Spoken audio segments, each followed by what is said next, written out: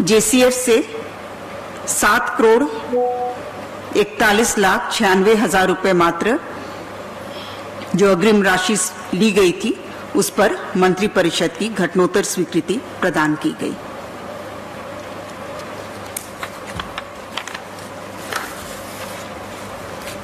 प्रस्ताव संख्या 2 गृह कारा एवं आपदा प्रबंधन विभाग से चालू वित्तीय वर्ष 2024-25 में केंद्रीय sector scheme modernisation of prisons के अंतर्गत लोकनायक जयप्रकाश नारायण केंद्रीय कारा हजारीबाग परिसर में हाई सिक्योरिटी प्रिजन के निर्माण हेतु प्राक्कृत राशि 97,73,77,970 रुपए मात्र की प्रशासनिक स्वीकृति के संबंध में।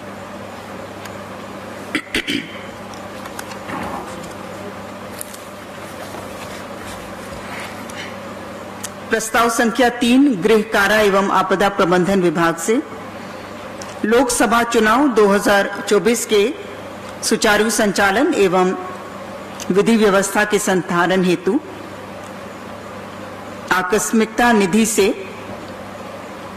4,55,69,900 रुपए मात्र अग्रिम के रूप में स्वीकृत राशि की घटनोत्तर स्वीकृति प्रदान की गई।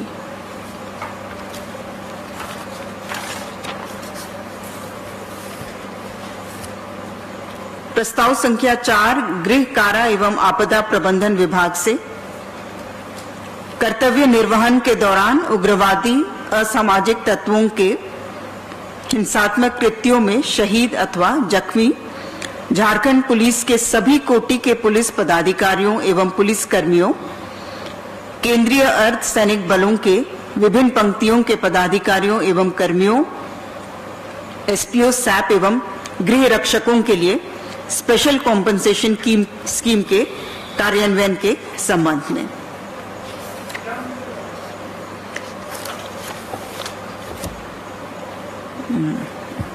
मुठभेड़ के दौरान शहीद हताहत होने पर क्षतिपूर्ति राशि 60 लाख रुपए, जख्मी होने के केस में इलाज का संपूर्ण खर्च, घायल पुलिसकर्मियों के जीवन रक्षा के लिए एयर एम्बुलेंस का भी खर्च उपलब्ध कराया जाएगा यदि आवश्यक हो। बच्चों की पढ़ाई के लिए मृत पदाधिकारी कर्मी के 2 आश्रित बच्चे जो अगले 5 वर्षों के लिए पूर्णकालिक शिक्षा प्राप्त कर रहे हों, उनके शिक्षण शुल्क हेतु 5 लाख एकमुश्त राशि का भुगतान किया जाएगा। शव को वाहन से एक स्थान से दूसरे स्थान पर ले जाने हेतु भी मुआवजा का प्रावधान किया गया है, अधिकतम 50,000। कर्तव्य निर्वहन के दौरान यदि सड़क दुर्घटना में मृत्यु होती है तो वैसे केस में मृत्यु होने की स्थिति में 35 लाख एवं वास्तविक चिकित्सा व्यय, कर्तव्य निर्वहन के दौरान सांप के काटने अथवा मलेरिया से मृत्यु होने पर 35 लाख मुआवजा राशि एवं वास्तविक चिकित्सा व्यय का वहन किया जाएगा। 60 लाख है ना। और इसके लागू होने की तिथि, क्योंकि पूर्व में इसके लिए एसआरई के तहत व्यय किया जाता था, वहन किया जाता था, जिसमें बीमा का प्रावधान था, और बीमा चूंकि 28/7/23 को समाप्त हो गया, उसी तिथि से इसे लागू माना जाएगा, 27/7/23 से।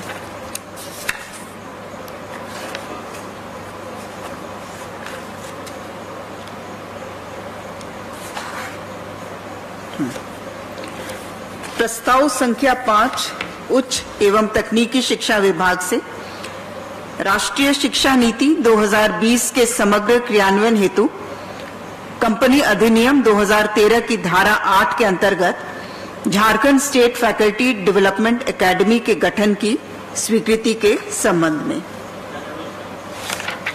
यह Jharkhand state faculty development academy मुख्य रूप से जो हमारी उच्चतर शिक्षण संस्थाएं हैं उनमें शिक्षकों के प्रशिक्षण के लिए, उनके रिसर्च के लिए, उनके कैपेसिटी बिल्डिंग के लिए ये फैकल्टी डेवलपमेंट एकेडमी का गठन किया जा रहा है। और जो इसका ऑर्गेनाइजेशनल स्ट्रक्चर होगा, इसमें बोर्ड ऑफ डायरेक्टर्स होंगे जो कि ACS प्रिंसिपल सेक्रेटरी एजुकेशन इसको हेड करेंगे।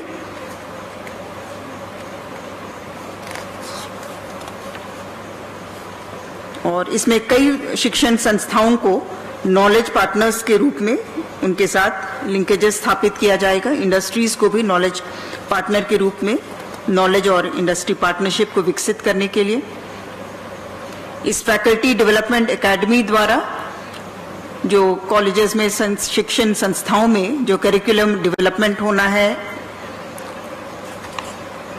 उसके लिए भी पद्धति का विकास किया जाएगा।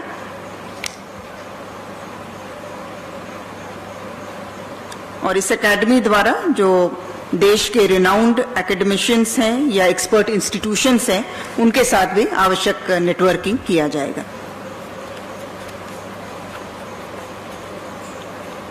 प्रस्ताव संख्या 6 मंत्रिमंडल सचिवालय एवं निगरानी विभाग से, नागर विमानन प्रभाग से वर्ष 2012 में गठित एवं वर्तमान में अक्रियाशील नागर विमानन सोसाइटी को भंग करने के प्रस्ताव पर मंत्रिपरिषद की स्वीकृति के संबंध में। वर्ष 2022 में झारखंड फ्लाइंग इंस्टीट्यूट सोसाइटी का गठन किया जा चुका है, जो कि रजिस्टर्ड भी है और क्रियाशील है। एयर एम्बुलेंस का भी आज के दिन फ्लाइंग सोसाइटी द्वारा ही इसका संचालन किया जा रहा है। और पूर्व में वर्ष 2012 में भी एक बार सोसाइटी गठन करने का प्रस्ताव मंत्रिपरिषद द्वारा पारित हुआ था, लेकिन उसके बाद वो सोसाइटी का रजिस्ट्रेशन नहीं हो पाया था, वो क्रियाशील नहीं हो पाई थी। लेकिन वर्तमान में 2022 में जो मंत्रिपरिषद का निर्णय हुआ था, उस समय पूर्व निर्णय को निरस्त नहीं किया गया था, इसलिए उसे निरस्त करने का प्रस्ताव लाया गया। प्रस्ताव संख्या 7 नगर विकास एवं आवास विभाग से देवघर में अंतरराज्यीय बस टर्मिनल निर्माण हेतु कुल 60 करोड़ 4,60,949 रुपए की पुनरीक्षित तकनीकी स्वीकृति प्राप्त प्राक्कलन पर पुनरीक्षित प्रशासनिक स्वीकृति प्रदान करने के संबंध में।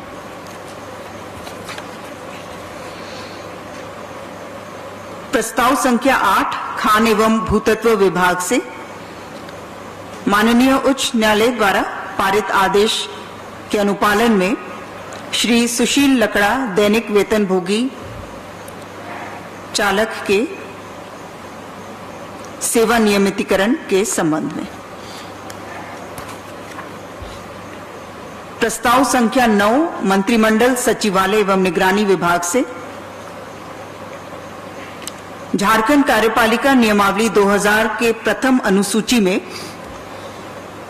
कार्मिक प्रशासनिक सुधार तथा राजभाषा विभाग को आवंटित कार्य दायित्व पिछड़ा वर्ग आयोग को अनुसूचित जनजाति, अनुसूचित जाति, अल्पसंख्यक एवं पिछड़ा वर्ग कल्याण विभाग के कार्य दायित्व में सम्मिलित किए जाने के संबंध में। जो पिछड़ा वर्ग आयोग से संबंधित कार्य दायित्व कार्मिक विभाग से हटा करके कल्याण विभाग के कार्य दायित्व में शामिल किया गया।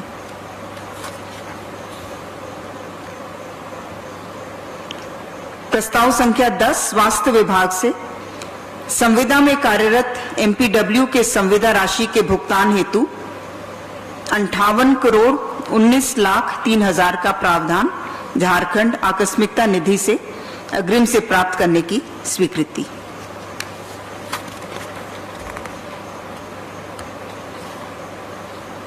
प्रस्ताव संख्या 11 श्रम नियोजन प्रशिक्षण एवं कौशल विकास विभाग से झारखंड विधान मंडल द्वारा दिनांक 2/8/23 को यथापारित कारखाना झारखंड संशोधन विधेयक 2023 वापस लेने के संबंध में।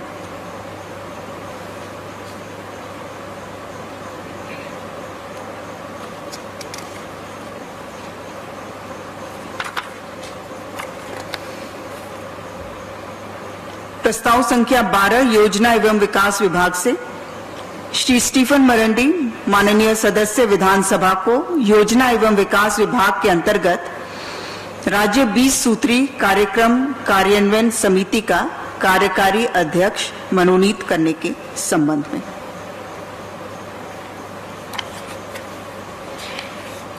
प्रस्ताव संख्या 13 वन पर्यावरण एवं जलवायु परिवर्तन विभाग से झारखंड राज्य प्रारूपकार वन संवर्ग नियमावली 2024 की स्वीकृति के संबंध में।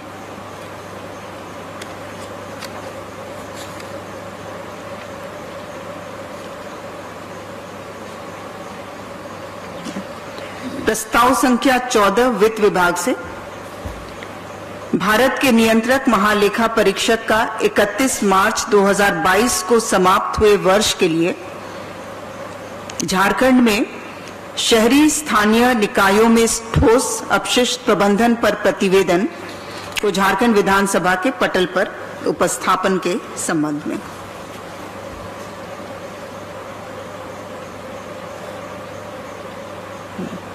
प्रस्ताव संख्या 15 वित्त विभाग से राज्य सरकार के कर्मियों को अपुनरीक्षित वेतनमान में छठा केंद्रीय वेतनमान में दिनांक 1/7/23 के प्रभाव से महंगाई भत्ता की दरों में अभिवृद्धि के संबंध में।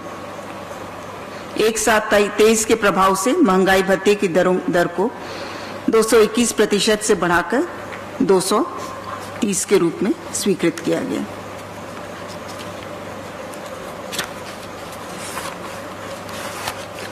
प्रस्ताव संख्या 16 वित्त विभाग से राज्य सरकार के पेंशनधारियों पारिवारिक पेंशन भोगियों को अपुनरीक्षित वेतनमान छठा केंद्रीय वेतनमान में 1/7/23 के प्रभाव से महंगाई राहत की दरों में अभिवृद्धि के संबंध में।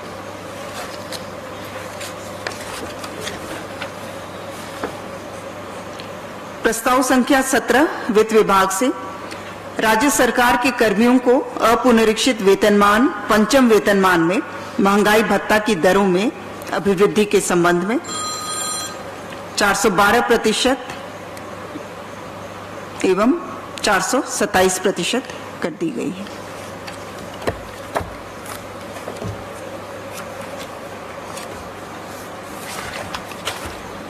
प्रस्ताव संख्या 18 पर्यटन कला संस्कृति खेलकूद एवं युवा कार्य विभाग झारखंड क्रीड़ा संवर्ग संशोधन नियमावली 2024 के गठन के संबंध में। जो संशोधन है ये इनकी सेवा संपुष्टि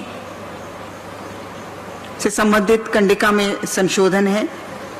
साथ ही साथ एक नए कंडिका को समावेशित किया जाता है कि मिशन कर्मयोगी के साथ हुए एमओयू के आलोक में आईगॉट के माध्यम से माइक्रोसॉफ्ट के एमएस ऑफिस में सर्टिफिकेशन प्राप्त करना अनिवार्य होगा।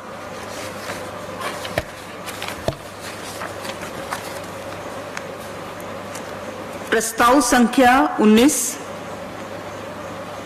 अनुसूचित जनजाति अनुसूचित जाति अल्पसंख्यक एवं पिछड़ा वर्ग कल्याण। Prohibition of employment as manual scavenger and the rehabilitation act के तहत सफाई कर्मचारियों के लिए राज्य आयोग का कार्य राज्य अनुसूचित जाति आयोग को पदाभिहित करने के संबंध में। अर्थात राज्य अनुसूचित जाति आयोग जो पूर्व से गठित है वो अब झारखंड को के राज्य अंतर्गत सफाई कर्मचारियों के आर्थिक विकास कल्याण एवं उनके हितों के संरक्षण से संबंधित कार्य करने के लिए प्राधिकृत है।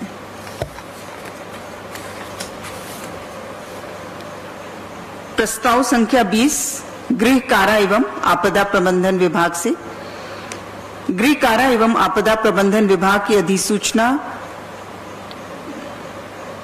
2903/2012 द्वारा प्रवृत्त झारखंड सहायक कारापाल संवर्ग नियमावली में संशोधन करते हुए झारखंड सहायक कारापाल संवर्ग नियमावली 2024 प्रवृत्त करने के संबंध में।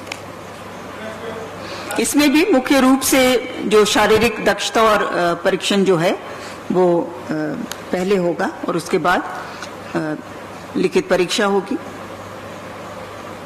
और बाकी जो न्यूनतम शैक्षणिक योग्यता है वो स्नातक अथवा समकक्ष उत्तीर्ण है।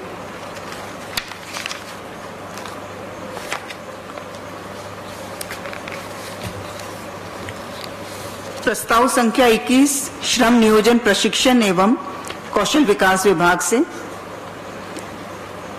माननीय उच्च न्यायालय द्वारा पारित न्यायादेश के अनुपालन में मोहम्मद अख्तर अंसारी प्रतिनियुक्त चालक को श्रम विभाग में चालक के पद पर 4/7/2007 के प्रभाव से समायोजित करते हुए अनुमानीय वेतनमान में समायोजित होने की तिथि से अर्थात 4/7/2007 के प्रभाव से समतुल्य वेतनमान में वेतन आदि एवं अन्य देय पावनाओं के भुगतान की स्वीकृति प्रदान की गई।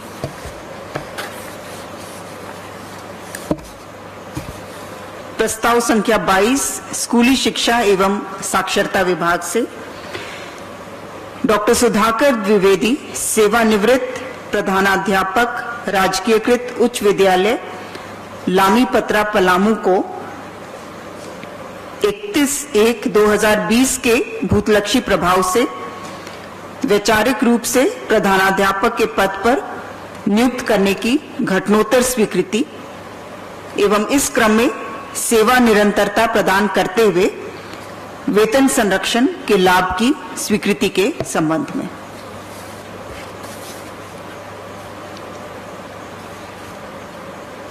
प्रस्ताव संख्या 23 कार्मिक विभाग से चिट फंड से संबंधित सीबीआई द्वारा दर्ज वादों के विचारण हेतु रांची में सिविल जज जूनियर डिवीजन श्रेणी के विशेष न्यायिक दंडाधिकारी का 2 पदों के सृजन के संबंध में 2 पदों की स्वीकृति दी गई।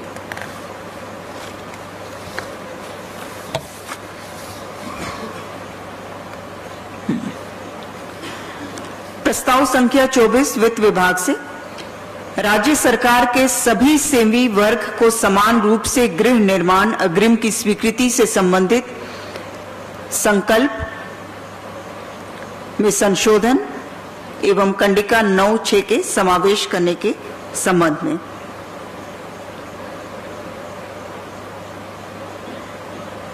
मुख्य रूप से 15/11/2000 के बाद एवं इस आदेश के पूर्व यदि किसी कर्मचारी को गृह निर्माण अग्रिम स्वीकृत हुई हो तो उसे वर्तमान में अनुमानीय अग्रिम के बराबर की सीमा तक नई अग्रिम स्वीकृत की जा सकती है, लेकिन कुल देय अग्रिम की अधिसीमा 60 लाख से अधिक नहीं होगी और जो पूर्व में स्वीकृत राशि पर पूर्व निर्धारित ब्याज दर रहेगा और जो बाद में स्वीकृत होती है उसके लिए दिनांक 1/2/24 के निर्गमन तिथि के उपरांत स्वीकृत किए गए गृह निर्माण अग्रिम पर नई ब्याज दर लागू होगी।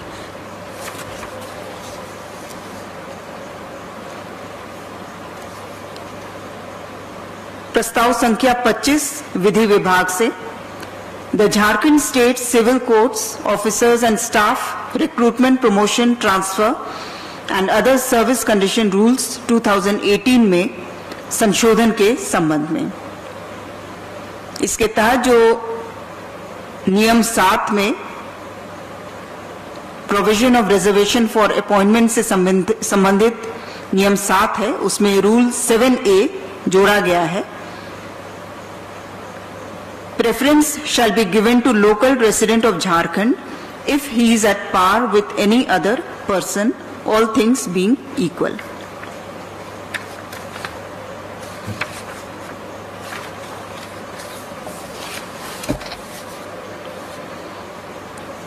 प्रस्ताव संख्या 26 उच्च एवं तकनीकी शिक्षा विभाग से विश्वविद्यालयों, महाविद्यालयों, अभियंत्रण महाविद्यालयों एवं पॉलिटेक्निक संस्थानों में अध्ययनरत छात्र छात्राओं के लिए CM fellowship scheme for academic excellence शैक्षणिक उत्कृष्टता हेतु मुख्यमंत्री फेलोशिप योजना की सुविधा उपलब्ध कराने के संबंध में। इस योजना के कुल 5 कंपोनेंट्स हैं। पहला कंपोनेंट है शोध कार्य को बढ़ावा देने हेतु फेलोशिप।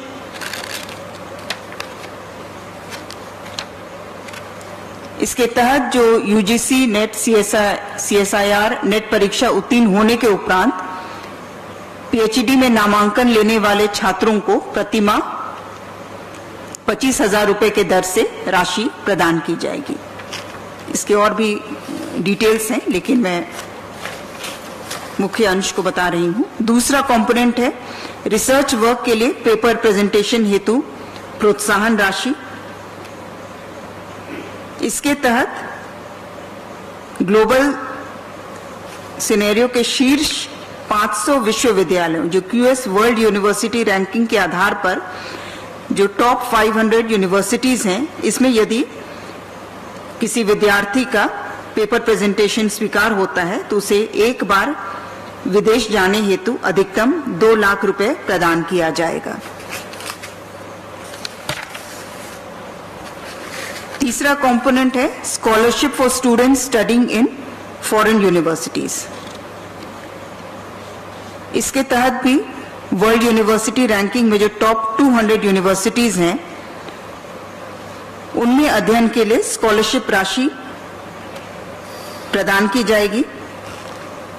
लेकिन इस कंपोनेंट के अंतर्गत जो विद्यार्थी एलिजिबल होंगे उनका पारिवारिक वार्षिक आय 8 लाख से कम होना चाहिए और स्कॉलरशिप की राशि 100%, ट्यूशन फीस जो है वो 100% भुगतान होगा और अन्य खर्चों का भी 100% भुगतान होगा। उसमें अधिकतम राशि 6 लाख वार्षिक है। चौथा कंपोनेंट टीचिंग असिस्टेंटशिप और पांचवा रिसर्च असिस्टेंटशिप के लिए भी प्रतिमाह राशि का प्रावधान किया गया है।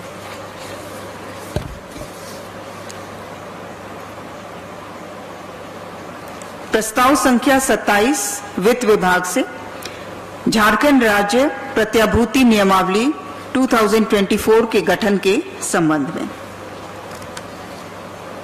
इसमें राज्य द्वारा जो विभिन्न संस्थाओं द्वारा ऋण लिए जाते हैं और स्टेट द्वारा गारंटी दी जाती है, स्टेट गारंटी, उसके लिए जो मानदंड होने चाहिए वो निर्धारित किए गए हैं, डिटेल गाइडलाइंस निर्धारित किए गए हैं।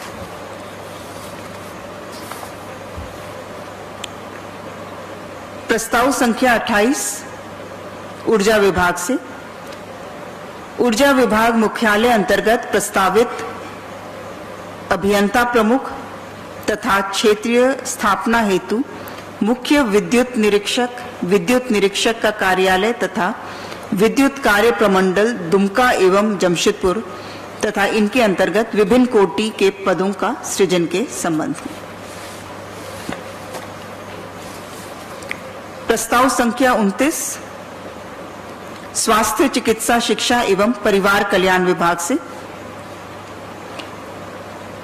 स्वास्थ्य विभाग अंतर्गत संचालित विभिन्न अस्पतालों के लिए उनके संचालन, प्रबंधन, मरम्मती एवं रखरखाव हेतु मुख्यमंत्री अस्पताल संचालन एवं रखरखाव योजना की स्वीकृति के संबंध में।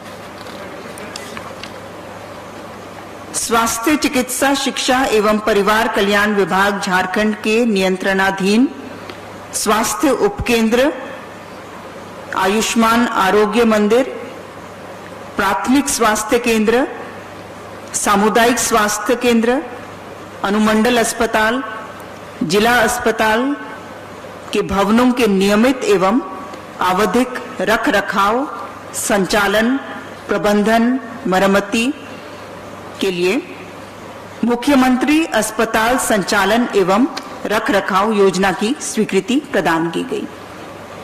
इसके तहत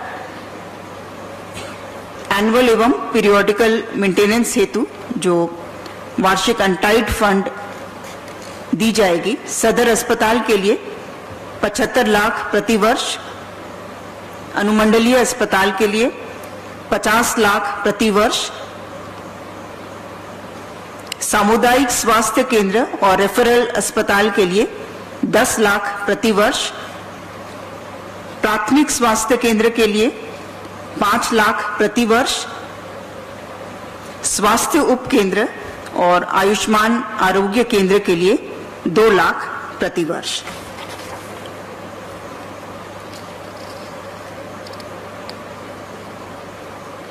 और इसमें बाकी बहुत डिटेलिंग की गई है। चिकित्सा केंद्र भवनों का, इनके रंगाई पुताई के लिए भी कौन सा रंग होगा, ये सारी बातें बहुत डिटेल में विस्तृत गाइडलाइंस अस्पतालों के संचालन एवं रखरखाव योजना अंतर्गत निर्धारित की गई है।